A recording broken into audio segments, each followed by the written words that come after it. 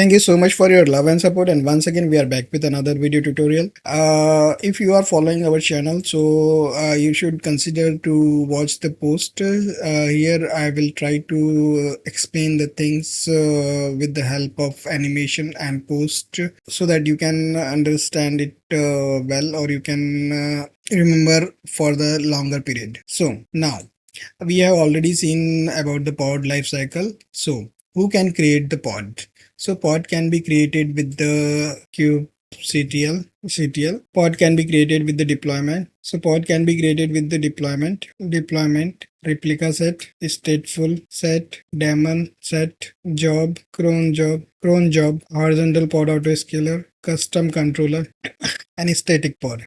So let's create a pod with the help of YAML file. I will go to the kubernetes.io and where I type here pod. So just simple pod file is available. You just copy it and create a pod YAML file. Then create -f pod.yaml. Many times people use it is right here. You can create with the apply command also. But what is the basic difference between the create and the apply? When you use create, so create is used to create a new resource only. Fails if the resource is already exists. Suppose here pod is already created. Now I want to create again. So error is there. But if I want to apply it, so you will see it is already done. So what kubectl does? Kubectl compare. So what apply does? Apply compares your YAML file of the pod which is already running with the new.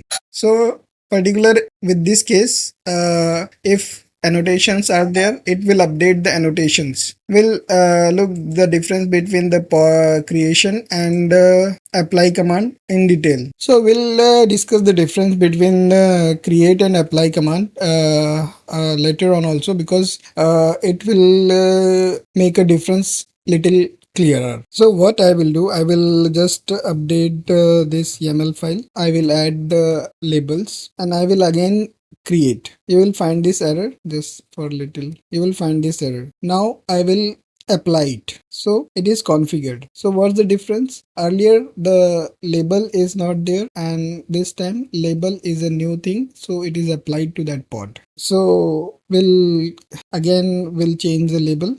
I will write it here Spiderman get pod. I will tmux control B percent control B left arrow and get pod hyphen show labels. So here app is equal to label. I will create a pod, create -f pod.yaml. You will find this error. Now I will update the pod. So here app equal to web is the label.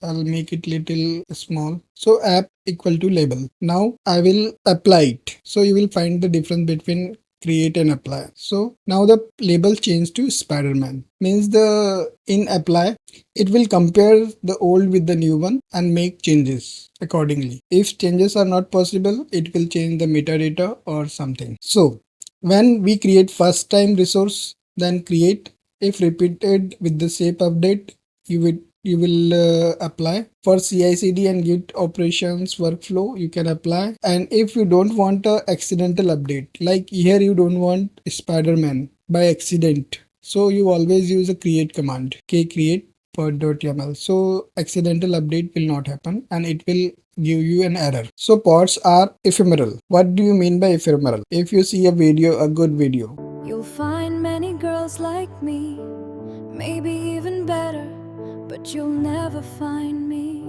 Here the girl is saying that you will not find girl. You can find a girl like her, but you can find her. So this is the simple like pods are also the same. You can never find the same pod again, because pods are not permanent. They can be killed, restarted, rescheduled at any time by the system, and they do not heal themselves. If a pod goes unless a controller brings it back. Controller can bring back, but it never be the same pod.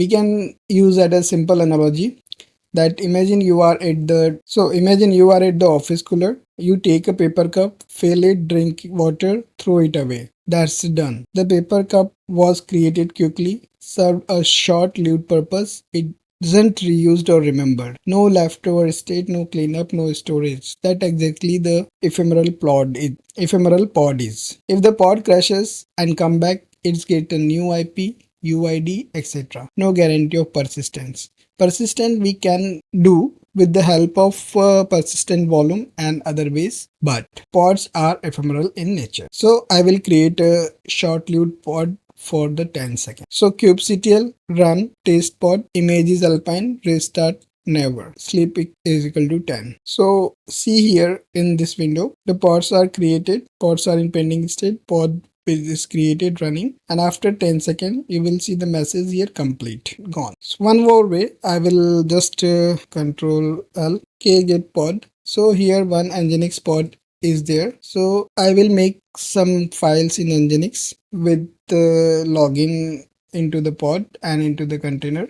So if one container is there, you need no need to write the container name, so you can directly write kubectl nginx it kubectl exec hyphen it nginx and then hyphen and then bin sh. So here I will create one file echo hello in temp directory. Okay, now cat so you will find hello, and one more file I will make echo hi and will save in bin bash, so that temp file always deleted, but so here you will find these two. Now here I will delete that pod and recreate. Pod is deleted and I will recreate that pod. So nginx is working now. So I will re-log in that pod and I will cat temp test.txt. So that file is not available. So data is not available. Temp bin slash bin .txt. So that file is not available. One more thing, that k describe pod nginx. So here you will find that container id. Okay, so container id is last is aa6. I will delete this and again recreate, and you will see that this will be changed. So earlier it was aa6, now it is changed, and ip is also changed, so you can verify it. This is the detail of old, this is the new details. So you will see everything is changed. So the pods are ephemeral in nature. This is the point I want to convey. So thank you so much for your love and support once again.